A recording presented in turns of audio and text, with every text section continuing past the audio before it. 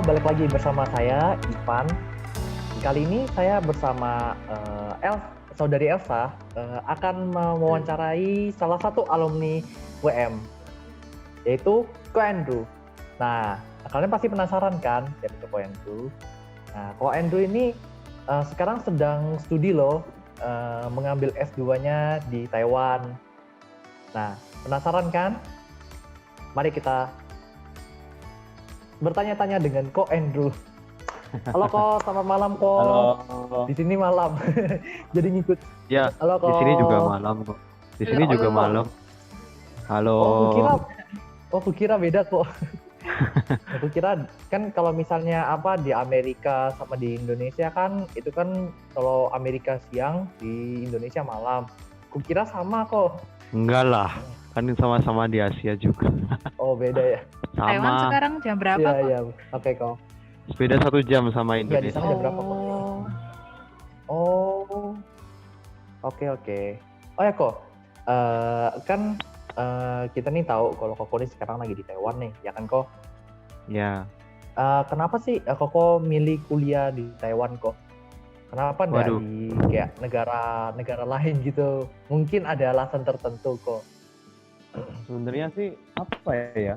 Kalau ngomong soal kuliah di luar negeri memang banyak sih. Cuman waktu itu ada 2 pilihan, Australia atau Taiwan. Karena berkaitan dengan finansial, kan balik semua dari finansial kan.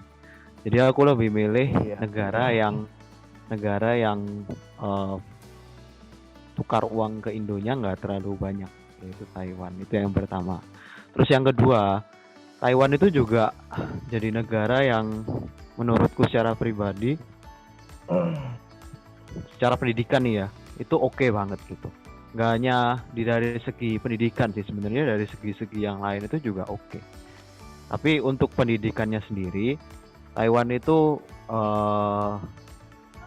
punya standarnya itu kalau misalnya dibandingkan sama Indonesia memang jauh lebih baik Taiwan. Tapi bukan berarti Indonesia jelek loh ya. Jadi kalau misalnya ditanya kenapa ke Taiwan nggak ke negara lain, yang pertama itu finansial, yang kedua memang pendidikannya nggak kalah apa istilahnya nih ya, kayak ya bagus lah. Karena di Australia kan tukar uangnya gede. Terus yang ketiga juga ini yang paling prioritas yaitu beasiswanya. Nah kalau misalnya aku kesini nggak ada beasiswa, kayaknya nggak mungkin gitu. Kayak kalian pasti kalau misalnya dibiayai orang tua terus kan istilahnya kan kayak sungkan gitu, ya kan? Benar. Nah oleh karena itu aku cari universitas yang bisa membiayai aku juga. Pertama biaya kuliah, ya kan? Biaya kuliah itu walaupun di Indonesia pun juga nggak kalah besar ya kan? Maksudnya kayak misalnya contoh di WM itu ada beberapa kan kayak kedokteran juga mahal, ini mahal. Jadi ya kalau misalnya biaya kuliah udah di cover dan biaya kehidupan sehari-hari udah di cover, nah itu mantap ya itu. Jadi pilihannya mau nggak mau, sebenarnya ya sudah menetapkan itu. Aku waktu itu kuliah S2 itu memutuskan waktu semester 4 sih, masih setengah tahun, 2 tahun lah ya, 2 tahun lah. Gitu. Oh sekarang berarti Koko kalau di Taiwan tuh kok jurusan apa sih kok? Aku di sini ngambil material science, bukan satunya teknik kimia. Aku material science. Teknik kimia. Tahu nggak material science? Kayaknya pernah dengar. Itu kayaknya ada di universitas lain. Pokoknya tentang material-material gitu ya. Untuk apa? Untuk buat suatu bahan. Ya bisa dibilang begitu, boleh lah. Oke kok. Oh ya kok, menurut Koko nih, perbedaan mahasiswa di Taiwan dan di Indonesia tuh apa sih kok? Nah, apalagi kan secara segi edukasinya kan kelihatannya di Taiwan tuh lebih unggul gitu kok. Apalagi bidang teknologi gitu kok. Kalau menurut pendapat Koko tuh gimana sih? Ini perbedaan apa dulu nih? Mahasiswanya sendiri, orang-orang Taiwan atau orang mahasiswa Indonesia? Perbedaan yang gimana? Mahasiswa itu perbedaan edukasi mungkin dalam pendidikannya gitu. Apakah ada perbedaan di antara pembelajaran di mahasiswa di Indonesia dan mahasiswa di Taiwan gitu kok? Oh, kalau aku bilang jujur ya, sebenarnya mahasiswa Indonesia itu pinter-pinter, lebih pinter daripada mahasiswa Taiwan. Tapi ini dalam apa ya? Maksudnya aku lihat secara pribadi. Karena kita ini orang Indonesia, memang kadang itu kalau secara pribadi menurutku itu orang yang lebih apa ya? Bisa mengerti, bukan mengerti sih, lebih mau tahu gitu loh, orang yang mau tahu.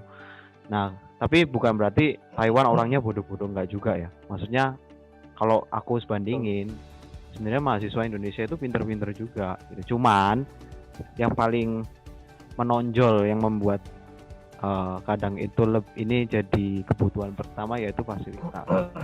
Kadang kita itu terbatas dengan fasilitas gitu loh.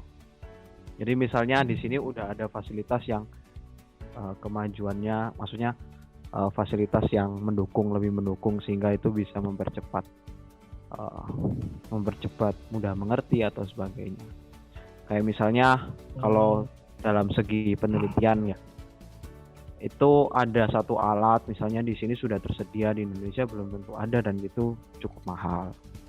Nah, yang bikin beda itu. Cuman kalau misalnya dibandingkan Indonesia masih oke kok, maksudnya Taiwan dalam bidang mahasiswanya ya. Betul. Jadi mahasiswa Indonesia itu juga pinter-pinter menurut. Jadi masih bisa bersaing bahkan di dunia internasional gitu. Selama di Taiwan gini merasakan shock culture gitu nggak? Tentang culture di Taiwan berbeda banget sama Indonesia atau gimana gitu? Bisa diceritain tuh? Kalau misalnya shock culture ya, istilahnya kalau di sini aku lihat sih nggak ada bedanya sih. Cuman ya kalau dilihat orang-orang sini itu kan kadang lebih banyak sih, sebagian besar itu orangnya berintegritas. Jadi nggak semua kayak misalnya di Indonesia aku, tapi nggak, di sini hanya membandingkan ya dari sisi seorang Andre yang masih 7 bulan atau 8 bulan di Taiwan ya. Jadi kalau dilihat, aku lihat orang sini tuh walaupun dari segi apapun itu tetap berintegritas. Yang dimaksud dengan integritas itu contoh nih misalnya buang sampah pada tempatnya. Nah, itu kan harus sederhana, tapi kan pengaruhnya kan besar banget. Karena ada orang yang di Indonesia kan masih belum sadar tentang kebersihan itu gimana. Di sini tuh pemisahannya sampah itu sudah diajarkan sejak waktu SD. Nah, itu menurutku sesuatu yang culture yang luar biasa. Maksudnya kita bisa kayak niru gitu loh lah, kurang lebih niru atau apa gitu. Kayak itu sudah diajarkan sejak waktu mereka TK. Bahkan waktu SD itu culture-nya beda di sini. Misalnya kamu ada misalnya adik-adik SD itu, mereka itu masuk kelas yang bersihin papan, yang nyapu lantai itu bukan guru atau customer service-nya. Yang nyapu itu anak-anaknya itu. Nah, kalau di Indonesia kalau kayak gitu pasti udah ribut. Ya, bukan ribut sih, kayak misalnya ada laporan gini-gini anaknya disuruh-suruh atau gimana. Tapi di sini tuh culture-nya yaitu tadi sudah dididik dari waktu mereka sekolah. Jadi disiplin integritasnya ya? Itu iya betul. Kan Koko waktu S1 ini kan ambil Tekim ya gue ya.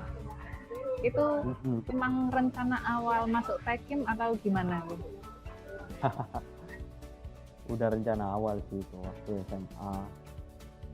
SMA itu jadi udah waktu SMA kita kelas 2 ya. Jadi waktu itu kalau di tahun itu di kurikulum itu masih kurikulum lama.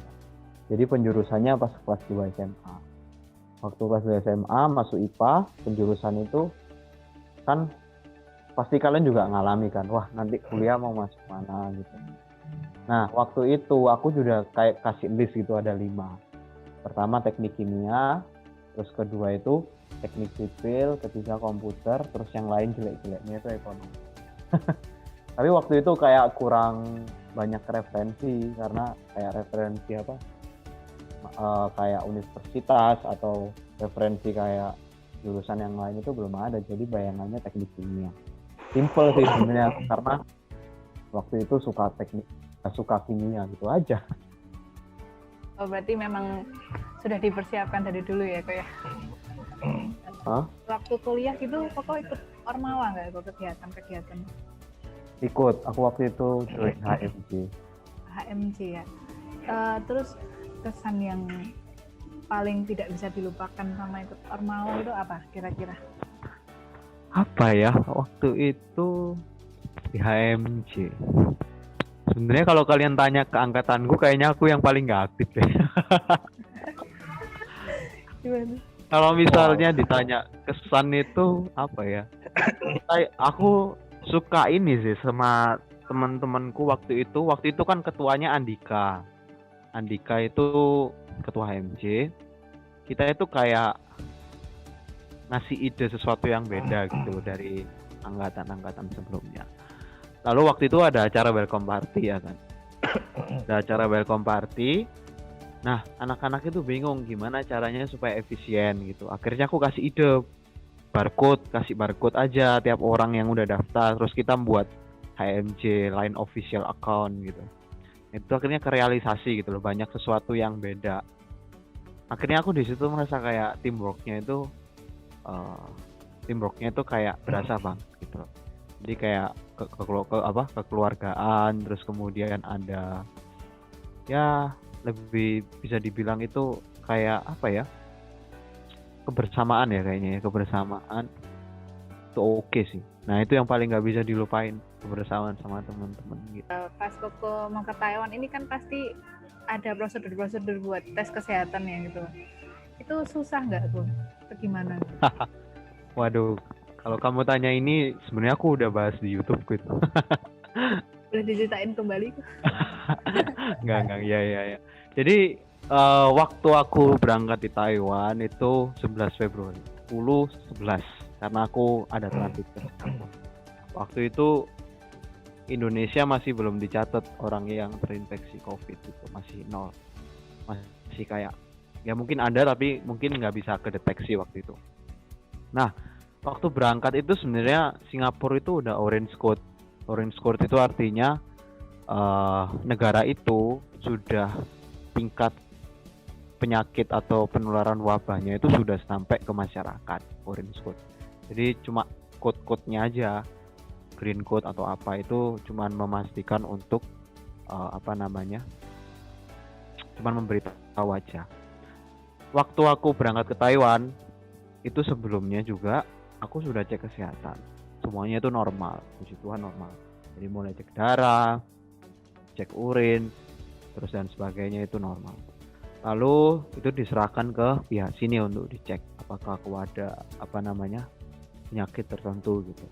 Karena di Taiwan itu benar-benar negara yang paling peduli sama kesehatan. Jadi kalau kalian tanya di sini kesehatan yang gimana itu bagus banget gitu. Bisa dibilang bagus ya. Lalu waktu aku berangkat itu setelah aku sampai itu sebenarnya suhuku udah mendekati 38, jadi sekitar 37,1.